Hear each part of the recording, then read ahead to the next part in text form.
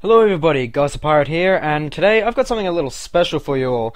The gameplay you can see on the screen is Black Mesa Source. Now, for those of you who have been living under a rock for the last 8 years, what Black Mesa Source is it's essentially a remake of the original Half-Life game from 1998 on the Half-Life 2 engine, so on the Source graphics engine, and let me say, this has got to be my favorite Half-Life 2 mod I have ever come across. The attention to detail is just incredible. To be honest, the way I see it, it is a better remake than any remake that Valve could have done themselves. Just for a group of fans to go and make something as impressive as this is incredible. So if you haven't got it, go and show some support. Go to the website. I'll put a link to it in the description below, and go and download this mod if you have a Source game. You really have to try it. Now, I'll just give you a bit of a quick rundown on Black Mesa Source and then my impressions on it. Basically, the development of Black Mesa Source started back in 2004 after Valve released Half-Life Source, because, as you know, the Source engine was rather new at the time, and people were kind of wanting a Half-Life remake already then.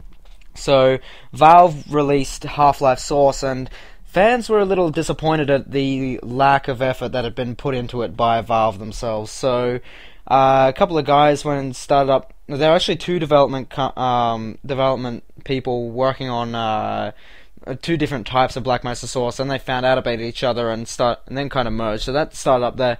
But essentially, the development team for Black Mesa Source started with about 2 people.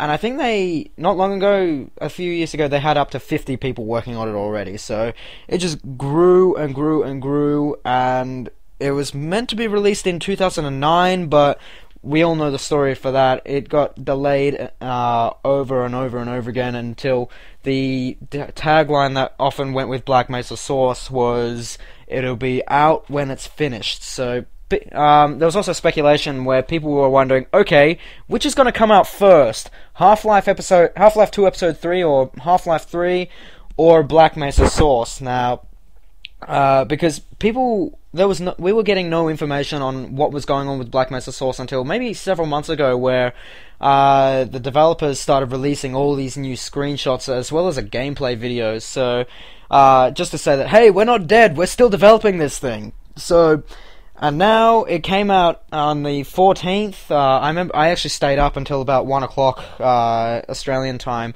waiting for it to come out, only to have the servers be overloaded and the whole internet crash and everything, so I couldn't download the game then anyway, so it was a waste of time staying up. But I got my hands on it yesterday and have been playing through a lot of it. The gameplay that you can see behind me is gameplay recorded by myself, not stuff that I've just picked up off the internet. And I'm having an absolute ball with it. Every level has been redesigned, but not just that, but it's been retextured, and also every level has been expanded on. I mean, for those of you who have played the original Half-Life game, you would have known that it was a very, very straightforward and linear game. So, I mean, it was a lot of fun, but it just felt very, very linear. What the developers of Black Mesa have gone and done has taken those levels and just expanded on it, added all this new stuff, but still retaining each level's unique feel that each one had, if you know what I mean. So, like for example, the office complex level, so about the 3rd or 4th chapter, that I got lost in that point, to be honest, as well as the on a rail chapter. I think I kept getting lost, and I've played Half-Life obsessively over and over. So you'd think, all right, I know exactly where I'm going to go, and then I get to these points, and go, hang on, that wasn't there before. That wasn't there before. What the fuck is that? Where am I?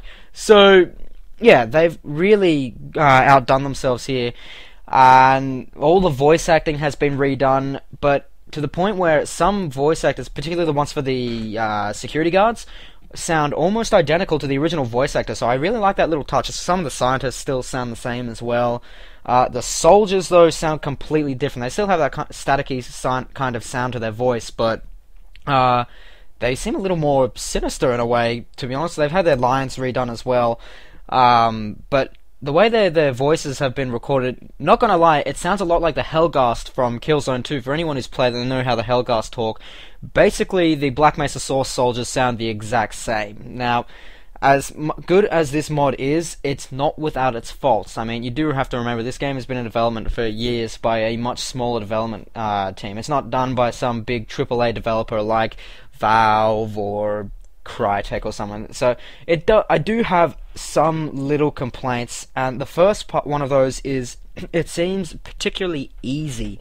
Now, Half-Life 1 used to kick my ass even on the easiest difficulty, particularly when I get to the soldiers. I get to the first meeting with the soldiers, and I'd be dead in a matter of seconds just because oh, hi, bang, headshot, I'm dead. And because the AI was much smarter in the original game. The AI here is still good, but it's more along the standards of Half-Life 2, where the enemies would kind of just weave in and out a bit of cover here and there, get some shots off, and then get back to cover again. They don't work as much as a team as they used to in Half-Life 1, so people who are expecting the same kind of AI will be disappointed. And being a mod, the game is prone to crashing every now and then. I mean, I ran into my first crash in the questionable ethics chapter, and again in the surface tension level. So I don't know how everyone else is going with that. I've run into just a couple of crashes, but I'm sure they can be fixed. And this mod will be coming out on Steam soon. They got the green light in it through the through that little program that Steam's running. So hopefully everyone will be able to get their hands on this fantastic mod, so that the developers will be able to get updates out very soon.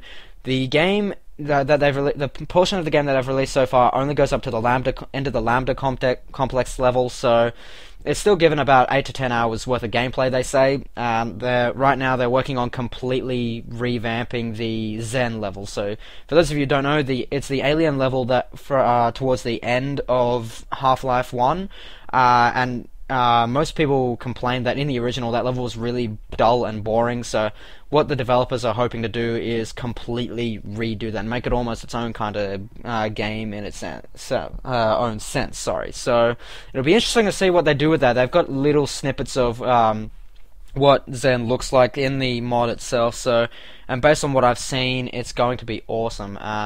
But I really wish they'd done the crowbar a little bit. It doesn't feel like I'm swinging. It's kind of like